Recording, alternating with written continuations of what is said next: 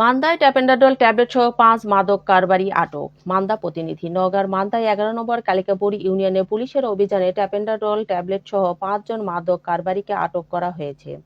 Police সূত্রে জানা যায়, গোপন সংবাদের ভিত্তিতে মান্দা থানার এসআই সুজনের নেতৃত্বে একটি দল 11 নম্বর কালিকাপুর ইউনিয়নের হুলিবাড়ি মোজার মোড় গ্রামে অভিযান চালায়।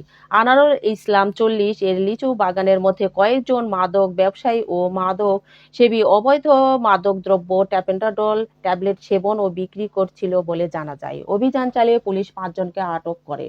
আটককৃতরা হলেন পলাশ উদ্দিন 25, কালিকাপুর গ্রামের গোকুলের ছেলে; রইস উদ্দিন 22, সুটকি বাদল গ্রামের ইসমাইল হোসেনের ছেলে; এমদাদুল হক মিঠুন 45, বিলবয়রা পূর্বপাড়া গ্রামের মৃত কফের আলী সর্দারের ছেলে; আবুল কালাম আজাদ 35, কালিকাপুর গ্রামের মৃত আলেপ মোল্লার ছেলে; জনি ইসলাম 35, বিষ্ণুপুর উত্তরপাড়া গ্রামের মিন্টু ইসলামের ছেলে।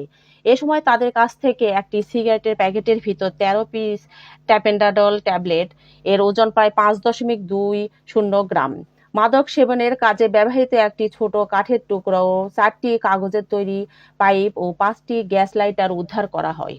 উদ্ধারকৃত ট্যাবলেটের আনুমানিক মূল্য প্রায় 3,900 টাকা।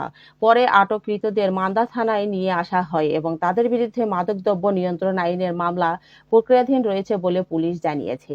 মান্দা থানার officer in charge OC Khorshed Alam বলেন, মাদকের বিরুদ্ধে আমাদের অভিযান নিয়মিতভাবে চলমান রয়েছে। সমাজকে মাদকমুক্ত রাখতে পুলিশের এই ধরনের অভিযান অব্যাহত থাকবে।